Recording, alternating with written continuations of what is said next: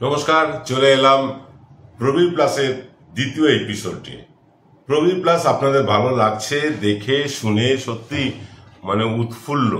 একদিনে এত সাবস্ক্রাইবার হয়ে যাবে আমরা কল্পনাও করিনি। যাকে সে কথা, আপনাদের সকলকে ধন্যবাদ জানিয়ে আজকে দ্বিতীয় দিনের অনুষ্ঠান শুরু করছি। ভারতের আন্তর্জাতিক যে সীমান্ত আছে সেই সীমান্তে ভারত যতটা ভয় দেখছে বা দেখাচ্ছে পাকিস্তানকে নিয়ে, তার চেয়েও কিন্তু ভারত চিন্তিত বাংলাদেশ বর্ডার নিয়ে। চীন পাকিস্তান আমাদের ঘোষিত শত্রু এবং তারা ক্রমশ আগ্রাসী ভূমিকা নিচ্ছিল, তাই তাদের আচরণ আমরা জানি।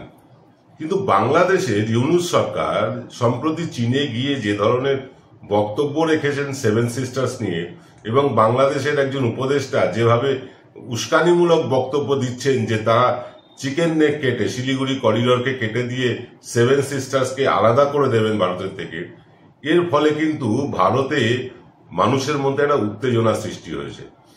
পশ্চিমবঙ্গ সীমান্ত বরাবর তারা তুরস্ক থেকে আনা ড্রোন মোতায়েন করেছে, কিন্তু তারা ভুলে যায় সবসময় যে এই ভারতবর্ষই ইন্দিরা গান্ধীর সময়ে শেখ মুজিবের মাধ্যমে বাংলাদেশকে স্বাধীন করেছিল, বাংলাদেশকে বাংলাদেশ করেছিল পূর্ব পাকিস্তান থেকে, খান সেনাদের হাত থেকে রক্ষা করেছিল। তারা ভুলে যায়। অকৃতজ্ঞতা তাদের রন্ধ্রে রন্ধ্রে ঢুকে গিয়েছে এখন, সবার নয়, তবে বেশ কিছু মানুষের কিন্তু অকৃতজ্ঞতা তাদের কথাবার্তায় প্রকাশ পাচ্ছে। সে ক্রিকেট খেলা হোক বা যে কোনো ব্যাপার হোক, ভারত বিরোধিতা যেন বাংলাদেশিদের রক্তে ঢুকিয়ে দেওয়া হয়েছে। কেন এটা করেছেন, কারা এটা করেছেন সেই নিয়ে তর্কে যাব না। যারা করেছেন তারা দেশের ক্ষমতায় আসতে চান, এর মধ্যে কোনো ভুল নেই। কিন্তু ভারত বাংলাদেশের মধ্যে একটা সম্প্রীতির বাতাবরণ চিরকাল ছিল। এই সম্প্রীতিটাকে নষ্ট করে দেওয়া হয়েছে সম্প্রতি। কারণ এই ইউনূস সরকার আসার পর যারা বেআইনিভাবে একটা সরকার গড়েছে নির্বাচনের মাধ্যমে না গিয়ে, এতদিন হয়ে গেল এখনো তারা নির্বাচিত সরকার করতে পারলো না, আর আদৌ গড়বে কিনা সেটারও সন্দেহ আছে। সে কথা আলাদা, সেটা তাদের দেশের আভ্যন্তরীণ সমস্যা। কিন্তু তারা ভারতকে চোখ রাঙাবে আর ভারত হাত পা গুটিয়ে বসে দেখবে, এটা তাদের ভেবে নেওয়াটা বোধহয় এ যাবৎকালে বাংলাদেশের জন্ম থেকে এখনকার পর্যন্ত সবচেয়ে বড় ভুল, সবচেয়ে বড় ভ্রান্ত ধারণা। কারণ ভারত শান্তিপ্রিয় দেশ। ভারত আজ পর্যন্ত কাউকে আগে থেকে আক্রমণ করেনি। প্রথম আক্রমণ ভারতের তরফে কোনো দেশের প্রতি হয়নি, বাংলাদেশের প্রতিও হবে না। কিন্তু বাংলাদেশ ক্রমাগত চোখ রাঙিয়ে যাবে, সেভেন সিস্টার্সকে নিয়ে নেবে, সেভেন সিস্টার্সকে শিলিগুড়ি করিডোর কেটে দিয়ে তাদের মধ্যে অন্তর্ভুক্ত করবে, এই ধরনের বয়ানবাজি করলে ভারত চুপ করে বসে থাকবে? ভারত চুপ করে বসে আছে। তারা ভাবছে যে ভারত পশ্চিম সীমান্তে এবং পূর্ব সীমান্তে একসাথে যুদ্ধ চালাতে পারবেন না। এতটা দুর্বল ভাবেন কেন ভারতবর্ষকে? ভারতবর্ষ এত দুর্বল দেশ নয়। বাংলাদেশ এবং আমাদের পাকিস্তান, পশ্চিম পাকিস্তান যেটাকে বলছি, এই দুটোকেই একসাথে লড়বার এবং জিতে নেবার ক্ষমতা রাখে। বাংলাদেশের নিজের হিন্দিতে যেটাকে বলে অকাত, নিজের অবস্থান সম্বন্ধে একটু ধারণা রাখা উচিত। ওই 4টে ইসরায়েল থেকে ড্রোন কিনে এনে ভারতকে চমকানো যায় না। ভারত একটা পরমাণু শক্তিধর দেশ। রাফায়েলের মতন বিমান আছে, অগ্নি পৃথিবীর মতন মিসাইল আছে, সুপারসনিক মিসাইল আছে, যা আপনার শব্দের গতিতে চলে। এগুলো বুঝতে পারছে না বাংলাদেশ। তারপরেও তারা কিন্তু এই যুদ্ধ একখানা ভাব দেখাচ্ছে। আমরা সেভেন সিস্টার্স নিয়ে নেব, আসাম আমাদের হয়ে যাবে, মেঘালয় আমাদের হয়ে যাবে। বাবার জমিদারি। এমনিতেই গঙ্গার জল বন্ধ করে দিলে, ফারাক্কা ব্যারেজ আটকে দিলে ত্রাহি ত্রাহি লেগে যায়। তিস্তার জল বন্ধ করে দিলে ত্রাহি ত্রাহি লেগে যায়। আপনারা করবেন যুদ্ধ। ভারতের উপকারগুলো ভুলে গেলেন। আজও যে ট্রেনগুলোতে চড়েন না আপনারা বাংলাদেশে, সেই ট্রেনের অধিকাংশ ইঞ্জিন ভারতের উপহার দেওয়া, দান করা। ভারতের দানে চলতে হয়। বাংলাদেশের উপর ভারত কোনো কালেই নির্ভরশীল না। ভারতবর্ষ এত বড় দেশ, এত বৈচিত্র্য, অন্য কোনো দেশের উপর নির্ভর হতেই হয় না ভারতকে। তো বাংলাদেশের উপর নির্ভরতা তো ছেড়ে দিন। আপনারা ওই একটা স্যাটেলাইট পাঠিয়ে বিরাট রাজ্য জয় করে ফেলেছেন, আর ওরকম স্যাটেলাইট আমরা প্রতি বছরে 2টো করে পাঠাই। এইসব ভাববেন না, নিজেদেরকে এত বড় করে দেখবেন না। আর যারা আপনাদেরকে ভাবাচ্ছেন বা দেখাচ্ছেন যে বাংলাদেশ বিশাল শক্তিধর দেশ হয়ে গিয়েছে, এইসব ভুল ধারণা থেকে বেরিয়ে আসুন। একটা সম্প্রীতির বাতাবরণ তৈরি করুন, ভারতের সাথে সৌভ্রাতৃত্ব রাখুন, ভারতের সাথে ব্যবসা বাণিজ্য করুন, এখানে চিকিৎসা করতে আসুন, সব আমরা মেনে নেব। কিন্তু চোখ রাঙালে তো মানব না। আজকে ভারতবর্ষ আপনাদের 3 দিক থেকে ঘিরে রেখেছে। আর সমুদ্রটা আপনাদের ওপেন, যেখান থেকে আপনাদের সমস্ত ব্যবসা বাণিজ্য চলে। আপনি জানেন ভারতবর্ষের যে নৌবাহিনী, তারা যদি আপনাদের সমুদ্রটাকে ব্লক করে দেয় কি হবে বুঝতে পারছেন? আর কিছু যুদ্ধ করতে হবে না, খালি সমুদ্রটাকে আটকে দিন। ভাবছেন চীন এসে আপনাদের বাঁচাবে, আমেরিকা এসে বাঁচাবে, দায় পড়েছে তাদের। এত বড় মার্কেট ভারতবর্ষ, তাদের এত বিশাল বাজার, 140 কোটি মানুষের বাজার, চীন হাতছাড়া করবে বাংলাদেশকে সাপোর্ট করতে গিয়ে? কি হবে বাংলাদেশকে সাপোর্ট করে? খুব বেশি হলে বাংলাদেশটা পুরো চীন গিলে নেবে। চীন গিলে নিয়ে এবার চীন তাদের সেখানে সেনা ঘাঁটি গাড়বে। সেনা ঘাঁটি গেলে করবেটা কি? ভারতের উপর নজরদারি, ভারতকে চোখ রাঙানো, সে তো তারা এখনই করতে পারে। এখনই চীনের বহু জায়গা ভারতের সাথে লাগোয়া, সেটা তো তারা সেখান থেকেই করতে পারে। তার জন্য বাংলাদেশকে নিতে হবে কেন? আর বাংলাদেশ চীনের কাছে বিক্রি হয়ে যাবেই বা কেন? সেটা বাংলাদেশ কার কাছে বিক্রি হবে, কিভাবে বিক্রি হবে, সেটা আমি জানি না। তবে চীন অনেকটাই গ্রাস করে ফেলেছে বাংলাদেশকে, কারণ চীন যেভাবে গ্রাস করে সেই পদ্ধতিতেই গ্রাস করছে। চীন বাংলাদেশকে লোনের পর লোন দিচ্ছে, টাকার পর টাকা দিচ্ছে, এবং এরপরে তারা টাকা যখন দাবি করবে, টাকা দিতে পারবে না, একটা একটা করে বন্দর নিয়ে নেবে, একটা একটা করে শহর নিয়ে নেবে। শ্রীলঙ্কার সাথে হয়েছে, দক্ষিণ আফ্রিকার দেশগুলোর সাথে হচ্ছে, বাংলাদেশের সাথে হবে।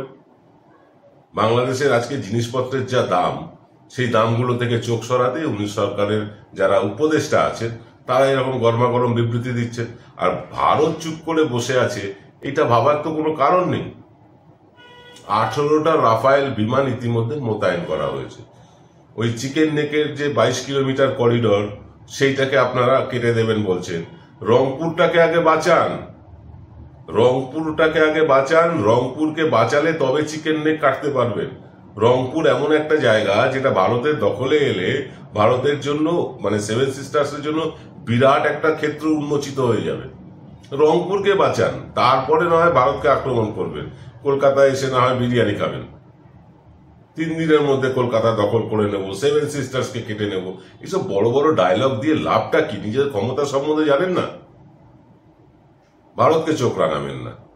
ভারতকে কেউই আজ পর্যন্ত চোখ রাঙিয়ে পার পায়নি, না চীনও পায়নি। চীনেও কিন্তু গালওয়ান ঘাটিতে যে ঝামেলা হলো, চীনেরও কিন্তু 20 জন সৈনিককে আমরা মেরে ফেলেছি। ভাবছেন পাকিস্তান এত বড় একটা অ্যাটাক করে দিয়ে গেল, 26 জনকে মেরে দিয়ে চলে গেল পেহেলগাঁওতে, আর ভারত বসে বসে চুপ করে দেখছে? কিচ্ছু দেখতে হবে না। সেপ্টেম্বর মাসটা আসতে দিন, এই তো মে মাস চলছে, মে মাসের পরে মানে জুন, জুলাই, আগস্ট, সেপ্টেম্বর, 4 মাস পরে যে বর্ষা আসে, সেই বর্ষায় যদি লক গেট খুলে দেওয়া হয়, পাকিস্তানের চাচারা আরব সাগরে গিয়ে হাবুডুবু খাবে। এই হচ্ছে বাস্তব সত্য। তাই বাস্তবটাকে মেনে নিন। আমরা বারবার বলি যে আপনাদের সাথে আমাদের ভাষা এক, আমাদের খাওয়া দাওয়া এক, আমাদের পোশাক আশাক এক, আমাদের চারিত্রিক বৈশিষ্ট্য এক। ধর্ম কিছু লোকের এটা আছে, কিছু লোকের ওটা আছে, সেটা আলাদা, কিন্তু বাকি সব আমাদের এক। কেন পাঙ্গা নিচ্ছেন শুধু শুধু? কেন ঝগড়া ঝামেলায় যাচ্ছেন? আপনাদের উপদেষ্টারা আপনাদেরকে এইসব বলে জিনিসপত্রের দাম থেকে চোখ সরিয়ে রেখেছে, সেইটুকু বোধ নেই আপনাদের? কত টাকা কিলো নুন, পেঁয়াজ কত টাকা কিলো, কত টাকা কিলো সর্ষের তেল খাচ্ছেন? ভাবছেন বাংলাদেশ যদি ভারতকে ইলিশ না দেয় ভারত মরে যাবে? খাবই না ভারতবর্ষের মানুষ ইলিশ। আমাদের দামোদরে যা ইলিশ হয় তাদের দরকার নেই, ডায়মন্ড হারবারে যা ইলিশ ওঠে তাদের দরকার হবে না। আমাদের ওই খারাপ ইলিশ দিয়েই আমরা না হয় চালিয়ে নেব দেশের স্বার্থে। ইলিশ আটকে দিয়ে আপনারা কি মাথা কিনে নিয়েছেন? দেখছেন না আপনাদের গার্মেন্ট ব্যবসার কি অবস্থা? যে গার্মেন্টসের ব্যবসা নিয়ে আপনাদের এত বড় হইচই, এত লাফালাফি, সেই গার্মেন্ট ব্যবসার অর্ধেকটা তো ভারত খেয়ে নিয়েছে, বাকি অর্ধেকটা খেতে আর কয়েক মাস সময় লাগবে। কেন এরকম ভাবে নিজেদের সাথে, মানে নিজেদের মধ্যে পায়ে পা লাগিয়ে ঝগড়া করছেন আপনারা? ভারতবর্ষ তো কখনো বলেনি যে আমরা ঢাকার দখল নিয়ে নেব, ভারতবর্ষ তো কখনো বলেনি চট্টগ্রামটা নিয়ে নেব, কিন্তু প্রয়োজন হলে রংপুরটা আমরা নিয়ে নিতে পারি যে কোনো মুহূর্তে, যে কোনো সময়। 2-3 ঘন্টা সময় লাগবে। হ্যাঁ, কি হবে? ভারতবর্ষকে কয়েকটা দেশ বয়কট করবে, বয়ে গেল। তুরস্ক বয়কট করবে, বয়ে গেল। আমেরিকা করবে না, কারণ আমেরিকার কয়েক হাজার কোটি টাকার ব্যবসা ভারতের সাথে চলে। চীন তো করবেই না, কয়েক লক্ষ কোটি টাকার ব্যবসা ভারতের সাথে প্রতিদিন চলে চীনের। চীন তাদের ব্যবসা বন্ধ করে বাংলাদেশের পিঠে হাত রাখবে, এই ভাবনা যে বাংলাদেশিরা ভাবছেন, তারা মূর্খের স্বর্গে বাস করছেন। তাই কি দরকার এই নিজেদের মধ্যে আকচি করা? ভারতের তরফ থেকে কোন রকম বয়ানবাজি হচ্ছে না তো। কেন একতরফা বলে যাচ্ছেন 7 সিস্টার্স নিয়ে নেবেন, শিলিগুড়ি করিডোরকে কেটে দেবেন, কেন বলছেন কলকাতার দখল নিয়ে নেবেন, কেন বলছেন এসব কথা? এসব গরম গরম কথা বলে দেশের মানুষের যে সমস্যাগুলো, সেগুলো থেকে চোখ সরিয়ে দিতে চাইছেন। গার্মেন্ট ব্যবসা লাটে উঠেছে, গার্মেন্ট ব্যবসাটাকে প্রতিষ্ঠিত করুন। কতদিন আর বিদেশের ভরসায় থাকবেন? কতদিন চীনের ভরসায় থাকবেন, আমেরিকার ভরসায় থাকবেন? একটা বড় শিল্প করতে পারলেন না। আজকে এমন কোনো ব্র্যান্ড নেই যেটা সারা ভারতবর্ষ, সারা পৃথিবীতে বাংলাদেশ সে ব্র্যান্ড নিয়ে গর্ব করতে পারে। আমরা পারি। টাটার ব্র্যান্ড এমন একটা ব্র্যান্ড যা সারা ভারতবর্ষের ছাড়িয়ে সারা পৃথিবীতে রাজত্ব করে। রিলায়েন্স সারা পৃথিবীতে রাজত্ব করে। এইসব কথা ভাবলে আপনাদের মনে একটু শ্রদ্ধা জাগা উচিত ভারতের প্রতি। ভারত আপনাদের স্বাধীনতা এনে দিয়েছিল। 90,000 সৈনিককে গ্রেফতার করেছিল ভারতবর্ষ আপনাদেরকে বাঁচানোর জন্য, যা সারা পৃথিবীতে এখনো রেকর্ড। 3 দিক থেকে ভারত ঘিরে আছে আপনাদের। শুধু বঙ্গোপসাগরে একখানা জাহাজ পাঠিয়ে দিলেই সব খেলা শেষ। এটা বুঝতে পারছেন না? ভাবছেন চীন এসে আপনাদের বাঁচাবে। আর নিজের মার্কেটটা ভারতবর্ষ যদি বলে যে চীন যদি আমাদের সাথে কোঅপারেট না করে, চীনের মার্কেট আমরা এখানে করতে দেব না, চীনের প্রোডাক্ট বেচতে দেব না, চীন সেটা মেনে নেবে? কয়েক লক্ষ কোটি টাকার ব্যবসা প্রতিদিন চীনের সাথে হয়, এবং চীন তার নিজের ব্যবসাটা ভালো বোঝে। চীন কিন্তু এমন একটা দেশ, এটা ব্যবসায়ী দেশ বললে ভুল হবে না। বাংলাদেশের থেকে অনেক বড় মার্কেট হচ্ছে ভারতবর্ষ চীনের কাছে। তাই তারা ব্যবসাটাকেই বাঁচাবে। আপনাদের সাপোর্ট দিতে গিয়ে ভারতের এই বিশাল বাজারকে তারা কোনোদিন নষ্ট করবে না, আমেরিকাও করবে না। খুব বেশি হলে গরম গরম 2-4টে উক্তি দেবে, তাতে রংপুর বাঁচবে তো। আজকের অনুষ্ঠান শেষ করছি এখানেই। দেখা হবে আগামীকাল বিকেল 5টায়। সকলে ভালো থাকবেন। আজ রাতে এনকে ডিজিটালের অনুষ্ঠানটা দেখতে ভুলবেন না। নমস্কার।